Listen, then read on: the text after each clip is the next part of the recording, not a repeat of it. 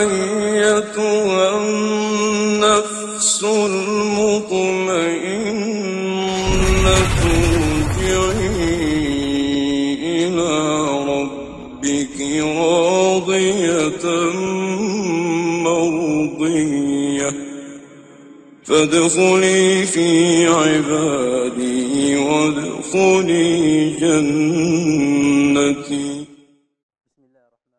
Chers frères, s'agissant de l'exégèse du livre de Allah Azza wa Jal, puisque c'était le sujet que nous avions abordé il y a quelques semaines, nous avons parlé de l'exégèse du prophète sallallahu alayhi wa sallam, de celle des compagnons, et nous avions cité quelques-uns parmi les plus célèbres compagnons qui se sont attelés à l'explication et au commentaire du livre de Allah tabaraka wa ta'ala.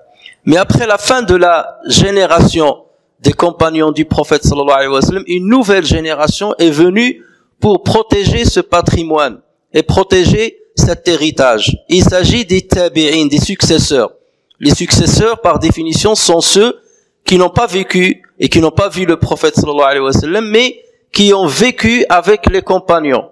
Il y a parmi eux les grands, ça veut dire qui ont fréquenté les grands compagnons, et il y a les petits tabi'in qui ont fréquenté que quelques compagnons parmi les plus jeunes à l'époque du prophète sallallahu alayhi wa sallam, ceux qui étaient plus jeunes du vivant du prophète sallallahu alayhi wa sallam.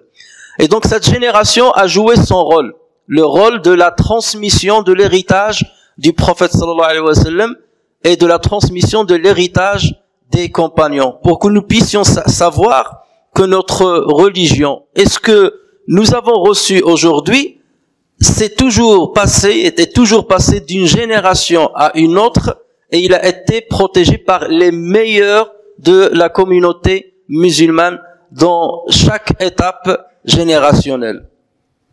Alors, bien entendu, les tabi'in, on en a déjà parlé lorsqu'on avait parlé d'un peu de l'histoire de la transmission de la jurisprudence islamique. Nous avions étalé plusieurs textes scripturaires qui montrent le mérite des successeurs. Parmi ces textes-là, il y a la parole du prophète sallallahu alayhi wa sallam, authentique, rapportée par Al-Bukhari, dans laquelle il disait « Les meilleures générations sont la mienne, puis celle qui lui fera suite, puis celle qui lui fera suite. » Alors bien entendu, lorsqu'on parle de mérite des successeurs, ce n'est pas de la même manière que lorsqu'on parle du mérite de as-sahaba. Lorsqu'on parle de sahaba, ils sont tous fiables, sans exception. En revanche, lorsqu'on parle de tabi'in, il faut bien entendu faire le tri, parce que à leur époque, il y a certains mouvements qui sont apparus, des mouvements qui se sont égarés du droit chemin que le prophète sallallahu alayhi wa sallam a tracé.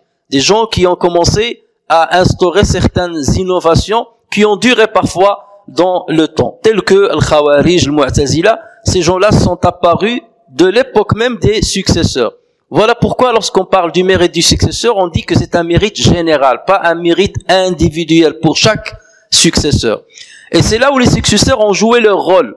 Lorsqu'ils ont vu que ces mouvements ont commencé à apparaître et que certains parmi eux qui sont motivés par la passion ont commencé à mentir sur le prophète sallallahu alayhi wa sallam ou à rapporter des paroles des compagnons qui ne sont pas vraies, donc ceux-là se sont attelés à protéger l'héritage prophétique et l'héritage de la première génération de l'islam.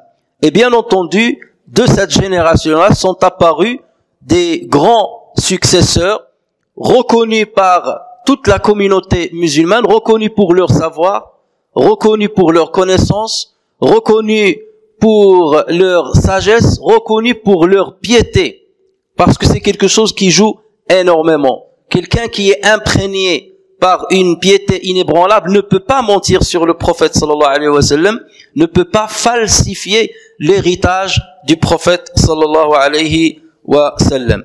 Et donc ces compagnons, ces successeurs qui étaient des élèves directs des grands compagnons dont on a cité quelques-uns, donc nous ont transmis aussi une partie de l'exégèse du Coran par les premières générations de l'islam.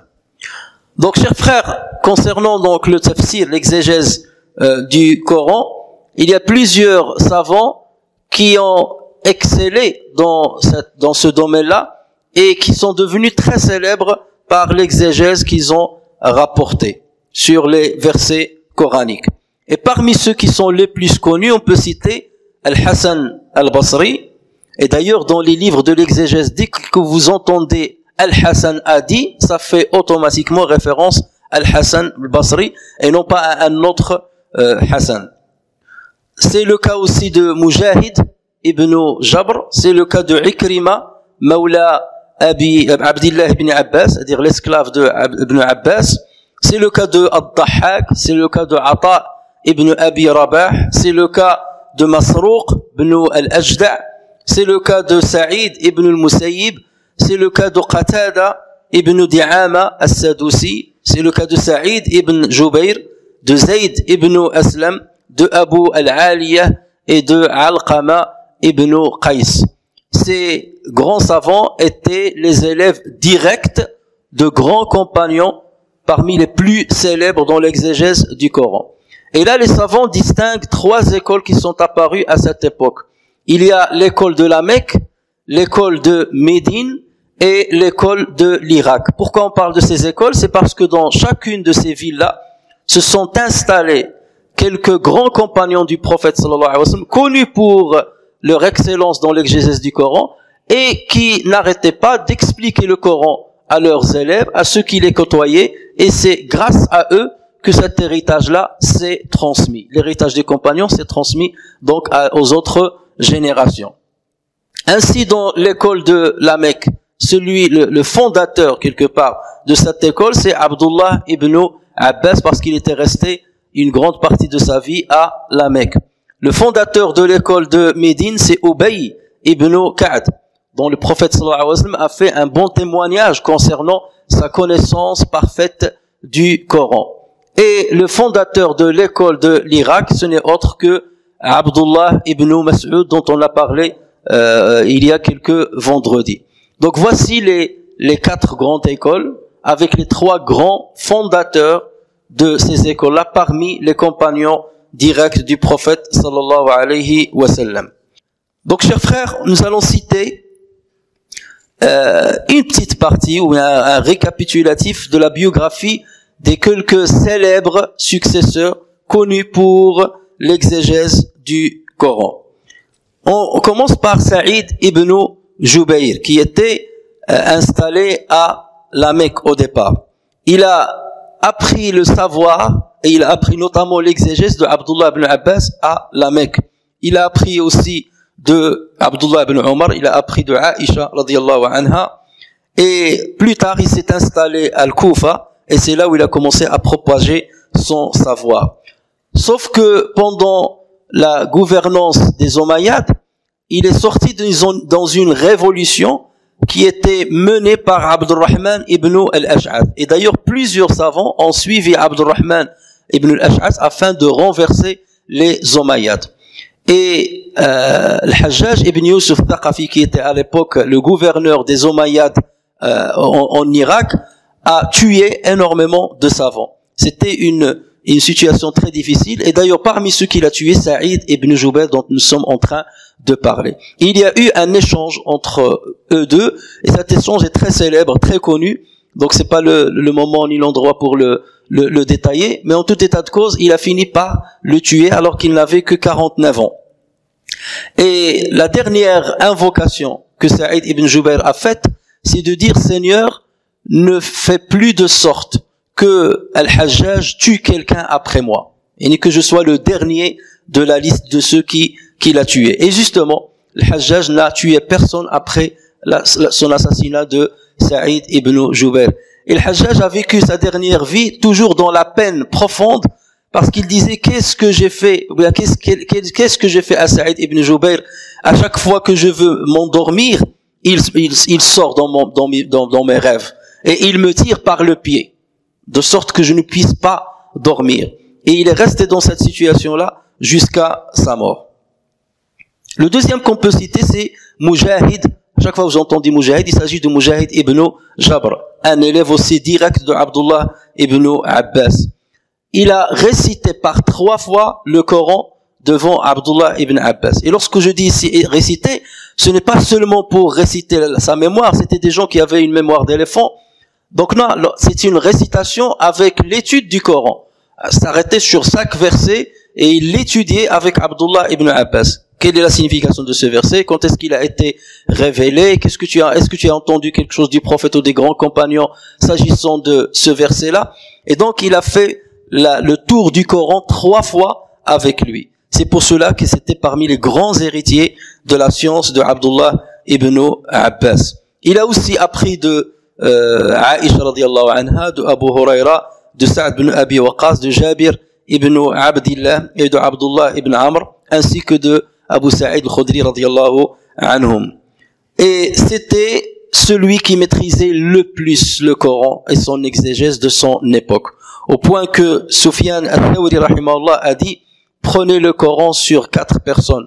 C'est-à-dire, voici les 4 meilleures personnes, comme les 4 meilleurs référents dans le Coran. Mujahid, dont on est en train de parler, Saïd ibn Jubair, dont on vient de citer une partie de sa biographie, Ikrima, l'esclave de Abdullah ibn Abbas, dont on va parler, ainsi que Mujahid.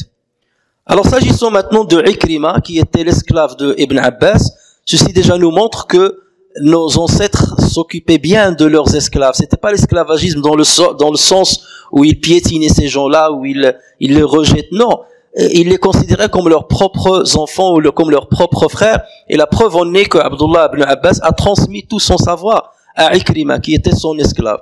Au point que Ikrima disait, j'ai appris le savoir pendant 40 années. Et je donnais le fatwa à la porte, devant la porte, alors que Abdullah ibn Abbas était à l'intérieur, devant la porte, bien entendu, de la demeure d'Ibn Abbas, puisqu'il habitait avec lui, c'était son esclave. Je donnais le fatwa à la porte, pendant qu'Ibn Abbas était à l'intérieur. C'est parce que Ibn Abbas lui a autorisé de donner le fatwa. Et on rapporte qu'il lui a dit, donne le fatwa aux gens, si les gens te posent des questions sur des affaires qui les concernent, des affaires réelles, réponds-leur. Si ils te posent des questions sur des affaires qui ne les concernent pas, ou qui sont hypothétiques, ne leur réponds pas, et dans ce cas-là, tu seras allégé des 2/3 des problèmes des gens. Et c'est ce que nous voyons aujourd'hui. Il y a beaucoup qui posent des questions théoriques sur des choses qui n'existent pas ou qui ne les concernent pas, ni de près, ni de loin.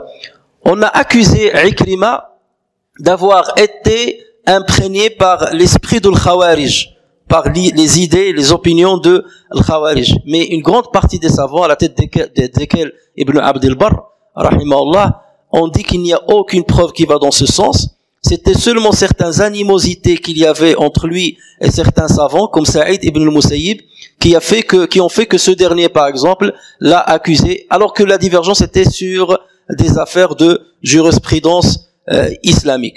Mais rien dans ce qu'il a rapporté ne va dans le sens de l'opinion des Khawarij. Et lorsqu'Abdullah ibn Abbas est décédé, son fils Ali a pris comme héritage Ikrima. Il faisait partie de ce qu'il a pris comme héritage.